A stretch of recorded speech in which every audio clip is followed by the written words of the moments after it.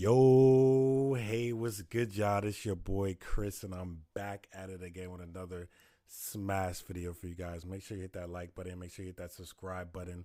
Um, if you're new to the channel, we're on the road to 2K. So, tell a friend to tell a friend to tell a friend that come join the Dream Squad. We lit up in here. If you're into Tesla videos, Tesla vlog, Tesla news, Elon Musk news, EV, anything EV. We do it here on this channel, so make sure you check us out. Today, this is going to be a re-recording. I've been having some audio issues. I don't know, the mic's been echoing, so we're going to test this out today, see how it's going. If y'all seeing this, that means fix the issue. So we're going to talk about the biggest issues I have with owning a Tesla. I'm kind of give you the pros and cons and kind of give you my reasoning. Once again, don't take this to heart. This is just my opinion and my experience from owning. I have if you're new to the channel, I have a 2021 Model Y third row long range all black Fire. I got the tow hitch on my thing and everything. So, I've had it for a while, and this is just from my experience. So, if your experience is different, then sure, let me comment down below. Let me hear about. I'm always open and willing to hear about some experiences other Tesla owners are having with theirs. So definitely want to hear that. But this is mine. So first off, I want to start with the positives. So some pros I have for for Tesla is definitely the cool factor. So having a Tesla definitely garners a lot of attention. Kids are interested, adults have questions about it. They think it's so cool. Tesla, you have a Tesla, and every time you tell somebody you have a Tesla, they think it's the coolest thing. You might as well have a Ferrari or something, or like a Lamborghini. People think it's so cool. So it's definitely a conversation starter with that. So I think that's definitely a pro. Two is of course is the gas saving. So you obviously save money on gas. That's pretty self-explanatory. Electric is cheaper, Third, I would say the affordability of owning a electric vehicle right now. I do think prices are definitely going up and things like that, but I'll probably talk about that a little bit more in my cons. But all in all, I still think it's a pretty affordable car compared to other gasoline cars. So I guess it's kind of fairly priced. Hellcats are going for pretty much $100,000 these days. So and pickup trucks and stuff like that. So I think you get a Model 3 for like 40 grand. So that's pretty good. I think another plus is obviously what most people buy a Tesla for is the features. So there's a lot of dope features you can get on a Tesla that I think is amazing. Obviously, autopilot, full self-driving. You play, games on there. It has cool, funny sounds and different voice commands you could do with it. There's so much you could do on the Tesla. You can watch movies. They got the big display. A lot of different features and little I want to say almost like gimmicks you could do with it. But the most important highlights: full self-driving, beta, and autopilot. Those are the biggest things, and features and technology. I guess the technology is big pluses in my opinion. All right. So then I'm gonna go with I'm gonna group this one together. So I would say ease of service and the low maintenance of owning the vehicle. So pretty much the only maintenance you really have is changing out the tires, all four tires. You have to change out your windshield wiper fluid.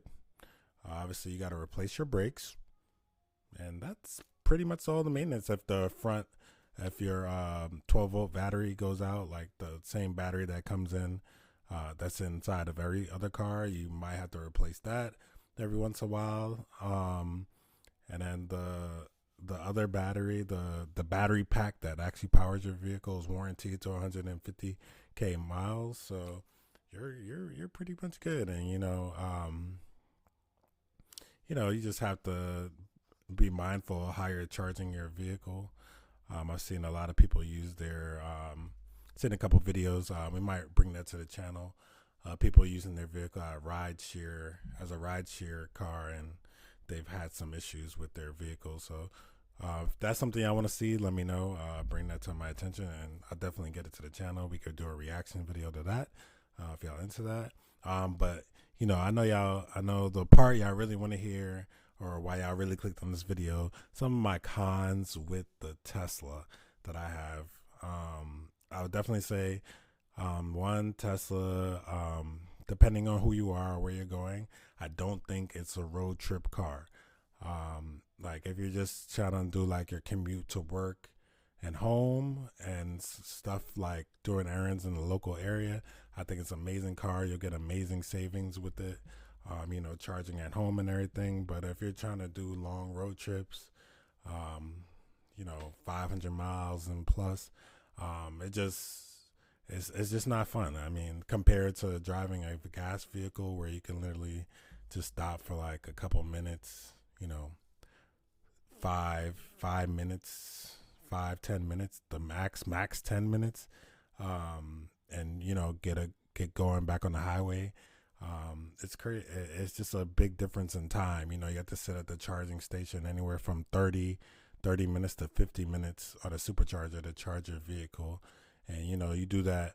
If you're going on a trip like 500, 700 miles, you're going to be stopping 4 to 5 times, as you've seen it in a previous video that I kind of told you my story. So, you know, you're adding, you know, minimum 2 hours one way. So that's 4 hours plus altogether. So, you know, that's just something to think about. You know, if you're not in a rush to get somewhere, obviously you're in the car, you're taking a road trip.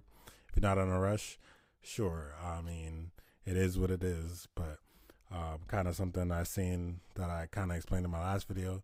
Compared to a gas vehicle, sometimes the added extra time, you know, you can look more into that video. I'll link it above or at the end of this video. The depending on the car you're driving, you know, if you're driving a 4-cylinder vehicle, you're not saving that much on a road trip. So something to think about. Because if you're charging at a supercharger all the time, you know, they gets to taxing a little bit. All right. So that's the first one.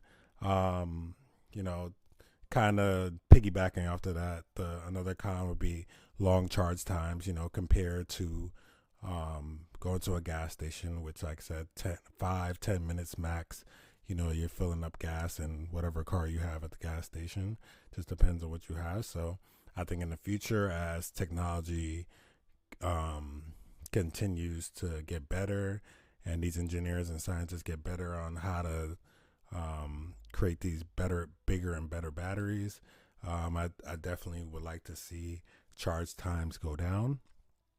And then piggybacking off of that, I was saying my third con would be charging network. Not so much with Tesla. I feel like the Tesla charging network is pretty good. I know a lot of you see those horror stories going on in California with those other car models like the BMWs and the Volkswagens, the electric cars. You know, they're waiting at. There's only a select few locations to charge a vehicle, and there's like long wait times. So I haven't ran into that where I've been. Knock on wood, thank goodness. But I see as the country is pushing a lot of these automotive manufacturers to create EVs, and as Elon Musk and Tesla are opening up the network to, as they opening up the supercharger stations to non-Tesla users, I see that possibly being a problem in the near future if we don't start expanding. I feel like they should be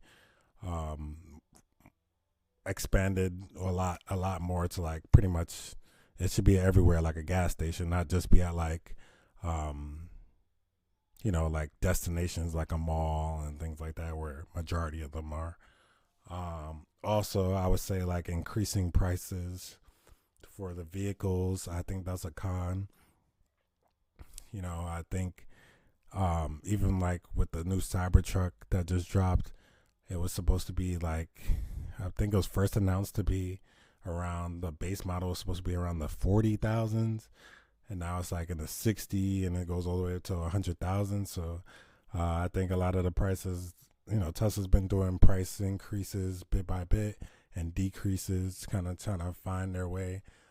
So I definitely would say, just find like a more solid price and just kind of keep it there. Once again, I still think these cars are pretty affordable depending on what model you're looking at. But I think car prices are just kind of getting out of hand in general in 2023. Let's be honest. Y'all. And last, I would say, for me, I think the last kind would be pretty much the design. I feel like the minimalistic designs of Teslas, more so when I talk about the interior. I feel like Elon Musk and Tesla the engineers really focus on the technology and all the computer technology inside the vehicles, and then I feel like the interior ambience and like everything like that, I feel like, obviously like the panel gaps, they've been having issue with panel gapping and stuff like that. They kind of lack on the design piece, in my opinion. Like I feel like I kind of said earlier, like you kind of get that cool factor from everybody, but I feel like, you get the cool factor as if it was a Lamborghini, but once you're inside, I don't feel like I get that, luxurious vibes. Like I feel like it should have massaging seats. I don't know, just make it more luxurious, like perforated vegan leather maybe, and AC seats, not just heated, and things like that. That would be kind of like my suggestions. Now they're starting to put a display in the back row. I think that was one of my biggest things too. So yeah, just some more things like that, just making it an overall cooler experience, But that's it for my video. Let me know what you think down below. Make sure you hit that like button. Once again, we're on the road to 2K. Make sure you hit that subscribe button. It's your boy Chris, and I'm out.